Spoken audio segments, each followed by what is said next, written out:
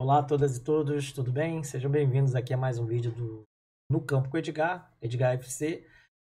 Hoje vamos falar da formação que o Fluminense mandou a campo contra o Inter de Porto Alegre.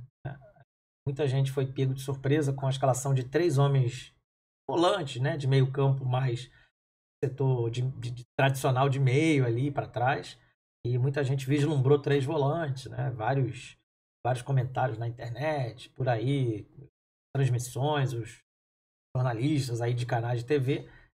Aqui também, né, pelos nossos canais de comunicação, Panorama, Cantinho do Laranjal, Fluminense ao pé da letra.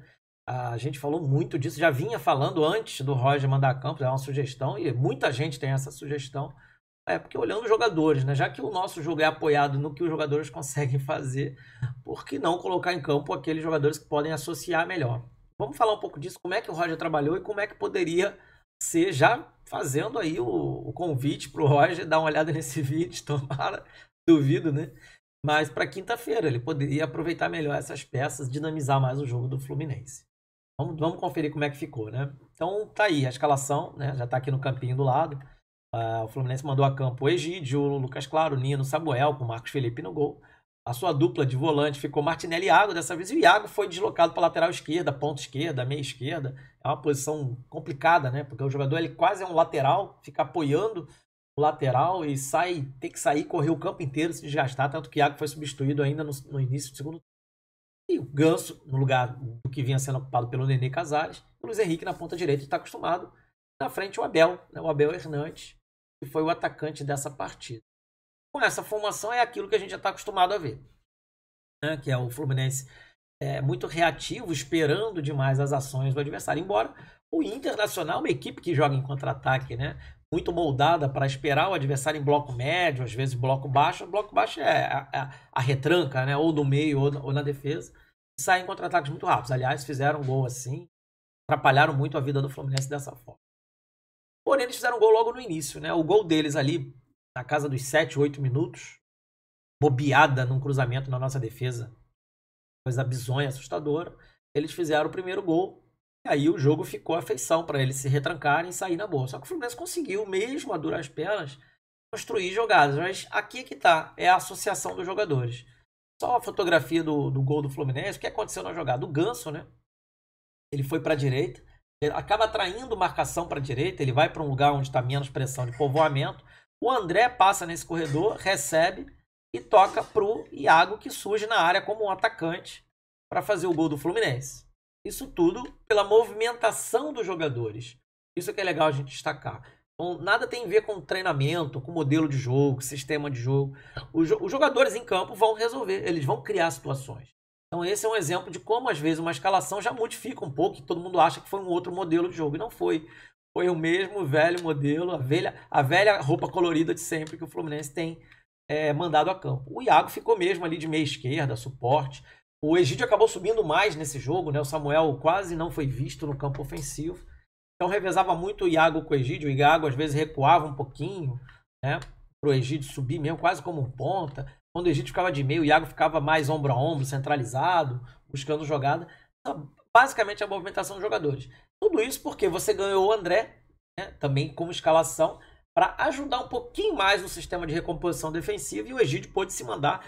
E o lado do Egídio a gente não sofreu, né, tanto dessa vez, porque também tinha o Iago por ali. Então você vê que começa a ter muito suporte para o lado, mas só que isso desbalanceou o lado direito. E aqui é como o Fluminense ficava sem a bola, tentava ficar sem a bola, se recompondo, voltando a ficar em bloco baixo, descendo todo mundo, né? E o Internacional inteligentemente explorou o nosso lado direito. E o Luiz Henrique é um atacante, então tem deficiências claras de cobertura defensiva. O Samuel é um jogador muito fraco, gente. Né? O que vinha acontecendo em outros jogos era que o Egídio é o elo mais fraco, junto com o Gabriel Teixeira por ali, então é muito mais fácil você explorar. Só que o lado direito também é fraco. E você vê que o Barcelona de Guayaquil também explorou o nosso lado direito. Então todo mundo já tá falando assim, 2 jogos o Samuel não vem bem. Não é isso, o Samuel é isso daí. Só que 2 jogos em que o adversário força as jogadas para cima do Samuel. E aí consegue faturar. O Inter faturou muito, né? Faturou demais, faturou alto em cima dessa maluquice que foi essa exposição do nosso lado direito. Agora vamos falar das substituições. Bom, quando começa o segundo tempo ali, né? Aí começa o Roger Machado a mexer, mas demora demais a mexer. Né? Ele vai mexer mesmo no time. já com 30 minutos, não é isso? 36 minutos, quase no final, praticamente não mexe. Mas quando ele resolve mexer, ele bota o John Kennedy no Martinelli. Vamos tentar ver como é que ficou essa bagunça, né? Então ele tira o Martinelli, bota o John Kennedy. Eu já vou mover eles no campo, né? Pra gente ver como é que ficou o time. Entrou o Matheus Martins no Luiz Henrique. Entrou por atacado, né? Matheus Martins no Luiz Henrique. E entrou o Nenê no lugar do Iago Felipe. Ele desmonta todo o meio de campo. Todo o meio de campo. Aqui, ainda assim, o Fluminense conseguiu, com essa formação, fazer o segundo gol. Uma rebatida após escanteio, né? O Fluminense já tinha tomado o segundo gol, mas lá no início do segundo tempo. Com essa formação, o desenho ficou mais ou menos assim. O Ganso recuou, ficou mais recuado junto com o André. Né? O John Kennedy fez, às vezes, de um segundo atacante, às vezes abrindo pela esquerda para o Nenê centralizar. Não ficou esse balanço aqui, mas ficou mais ou menos assim. O gol não sai de uma organização pós-substituição. Ele sai de um escanteio cobrado, a bola rebatida, mal rebatida. O Egídio toca nessa bola para dentro da área e o Nino cabeceia e faz o segundo gol. Assim, não foi pelas substituições e pelo modelo, porque o Fluminense aqui se atirou, né, como um todo, não perdeu o meio campo. A partir daqui o Fluminense perdeu aquilo que tinha de bom até esse momento do jogo, que era o domínio no meio campo. O gol do Fluminense saiu aos 84, ainda ali na rebordosa da comemoração do gol, aí vem o Roger Machado estragar o que já estava ruim. Ele termina de jogar uma pá de cal na equipe. Ele, para recompor o volante, bota o Wellington no lugar do Ganso. É um jogador que, sinceramente, não deveria nem estar vestindo a camisa de clube de Série A. Um jogador que já deu para o futebol. E ele troca o Abel pelo Bobadilha. Bobadilha está fora dos gramados quase 2 meses. Né? Ele teve uma lesão. Na recuperação da lesão pegou Covid. Não fez a adequação correta para voltar a um jogo. E já entra no jogo nessa alta rotação. Tudo bem. Já era ali final de jogo. Tinha pouco menos de 10 minutos, que era os 4 minutos para terminar e os 5 de acréscimo. Então não tinha nem 10 minutos para jogar. Mas acrescentaria muito pouco. E o Fluminense termina de oferecer o meio de campo ao adversário. Coincidência ou não, com essa formação que termina o jogo do Fluminense, o Fluminense toma 2 gols. Um gol, de novo, explorando o nosso elo da lateral direita em cima do Samuel, que agora tinha a proteção do Matheus Henrique. Quem não lembra como estava a fotografia desse gol, é um pouco assustador. O Wellington sequer foi visto nessa fotografia, né? Então não dá nem para destacar ele aqui. Vou até botar um pouco mais para fora, porque estava medonha essa situação. Né? Ninguém deu combate. Né? O Nino estava mais para dentro. O Samuel bem afundado, né? Quase dentro da área, como um zagueiro. Quem estava de lateral direito era o Matheus Martins, que dá um combate falso, é facilmente driblado pelo Cuesta do Inter, que cruza para a área, o Edenilson de cabeça, repetindo o gol que foi o primeiro do Inter. Uma falha igualzinha com outros jogadores. Percebe? Já tinha substituído quase todo mundo. Então, é o sistema, é a flexão da organização defensiva, o posicionamento. É tudo muito ruim, tudo muito mal trabalhado, tudo muito mal pensado. Então, o Fluminense toma um outro gol. Assim, o quarto gol naquele contra-ataque, né, que o Internacional arranca e o Paulo Guerreiro faz um gol. Ou seja, o Fluminense já estava entregue às traças e sem poder de reação com os jogadores em campo. Você não tinha mais o que fazer com essa escalação, você não tinha mais meio, e o Fluminense também nem ficava dando chutão para frente, tentar pegar uma segunda, terceira bola, sem organização, sem perspectiva. Muito ruim essa escalação. Agora eu vou passar aqui uma escalação que ficou na cabeça do torcedor quando a gente viu os nomes. Vamos para ela. Agora sim, quando a gente viu os nomes, né? Vou até trocar o Fred não estava, mas é que eu quero já projetar o jogo contra o Barcelona. Daqui a pouco eu volto o Fred. Quando a gente viu os nomes que estavam escalados para jogar contra o Inter, veio na cabeça da maioria da torcida, se não boa parte pelo menos, que seria assim que o Fluminense encararia seus desafios, né? Você teria ali os 4 homens de defesa, tendo o André sendo esse quinto zagueiro, é um jogador até mais alto, mais forte do que o Martinelli um pouco. O Martinelli tem mais qualidade de saída de bola, mais aquele meia, né? De conduzir jogo. Associando com o Ganso e o Iago Felipe do outro lado, podem até alternar, fazer essa troca de um lado para o outro, o Ganso mesmo afundar, liberar mais o Iago em alguns momentos, ou seja, daria uma dinâmica de jogo muito boa, muito boa.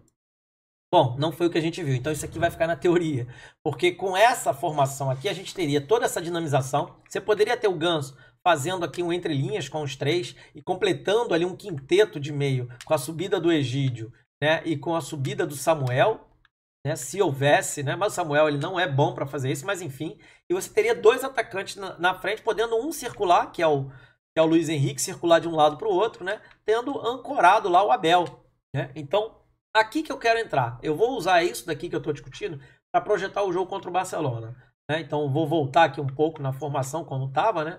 O Egídio para sua lateral, o Samuel para sua lateral também, o Luiz, né, na lateral, na ponta direita, segundo atacante, como queira, o Ganso, e pode até ter um pouco mais aqui o Martinelli, só para ocupar melhor o campo, né? Mas acho que todo mundo tá entendendo já a lógica. Então a gente teria o Fred no lugar do Abel, isso seria a escalação, repetindo contra o Inter, e honestamente, com bastante respeito ao Samuel, eu não teria o Samuel nesse esquema, eu teria o Calegari, né? Ah, o Calegari não tá bem, o Calegari não tá bem. É verdade, o Calegari não tá bem, mas a gente tem que olhar o modelo. O modelo não favorece que os jogadores que são explorados constantemente fiquem bem. Eu iria com o Calegari por uma razão muito simples. O Calegari, na base, ele tem essa associação com o André, com o Martinelli, conhece, são jogadores que se conhecem, Luiz Henrique. Então, assim, como não tem um trabalho técnico muito sério, muito respeitado, você tem que abrir mão de algumas outras coisas. Você tem de lançar mão de associação, de conhecimento do jogador, jogadores que já se conhecem, entrosamento, etc, etc.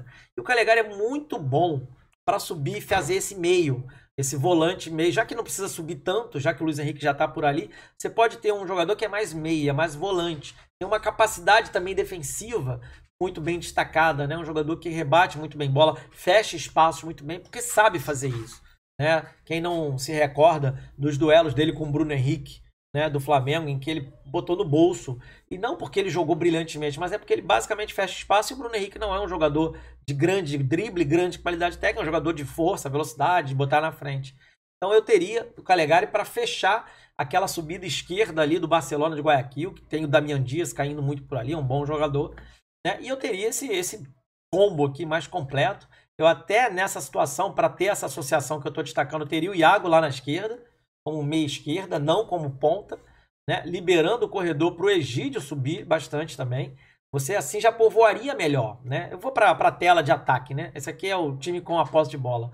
A tela de ataque seria mais ou menos esse desenho. E você pode ter um pouco mais de coragem. Coragem, Roger. Você pode subir mais aqui. Aí sim, o Iago subir um pouquinho, participar ali como uma espécie de segundo atacante pelo lado esquerdo, tendo a associação dele. Assim você já ataca em bloco. Você empurra o adversário para trás. Ah, não é fácil fazer isso. Não estou dizendo que é fácil. É uma ideia, modelo, teoria. Né? O fato é que, como o Roger coloca em campo com um ponto aberto de cada lado, um meia tendo que ser um super-herói e um atacante na frente, o time não está articulando bem. Né? Com essa formação, te dá essa dinâmica. E agora a preocupação defensiva. Muita gente se preocupa. Como é que esse time se defende? Como é que esse time... Bom, ele se defende dessa forma. Ou seja, você pode até avançar um pouco, marcar em bloco médio, não um bloco tão baixo, não tão recuado. Mesmo assim, se precisar recuar, os jogadores já estão mais ou menos por ali. Então você tem o Martinelli fazendo essa espécie de M, né? Que é e também o W. Você tem aqui o Egídio, né? O Egídio, Lucas Claro, André, Nino e Calegari fazendo um W. E também o M, né? Que é o Egídio, Thiago, André, Martinelli, Calegari. Então você tem um M e um W fechando. Você consegue cobrir vários espaços, várias situações. Você não precisa ficar recuado olhando de frente. Você pode atacar por todos os lados. Tem um jogador entre linhas que está penetrando aqui mais ou menos, né? Aqui mais ou menos aqui. Você tem como 4 caras fecharem nele, ou um fechar e o outro fazer cobertura. Então é tudo uma questão de dinâmica, de movimentação. Fora que você tem o suporte do Luiz, numa parte defensiva, ele pode fechar esse espaço. O Ganso pode fechar pela esquerda, ou trocar ele, fechar aqui pelo meio, né?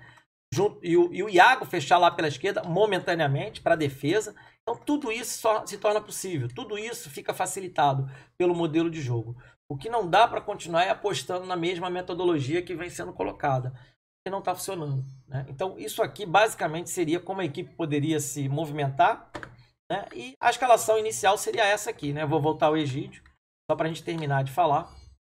Então, se mantiver a escalação, você tem que reagrupar os jogadores, e com esse modelo você ganha muito poder no meio campo e você ganha poder de marcação. Quando perde a bola, você tem Luiz Henrique, Martinelli, Ganso, André e Iago já dando pressão pós-perda, fora o Calegari aqui na direita, né? Só para colaborar aí, no último jogo contra o Inter, o Ganso, desses homens de meio campo, foi o que mais roubou bola, foi o que mais interceptou jogada e roubou bola. Então, o Ganso consegue fazer sim, gente. A gente só tem que abrir um pouco os olhos e enxergar aquilo que o campo nos diz. Bom, essa foi minha contribuição. Aguardo o comentário de vocês. Vocês concordam, não concordam? O que vocês pensaram? Qual modelo você jogaria? É isso, gente. Saudações tricolores, vitória sempre. Grande abraço.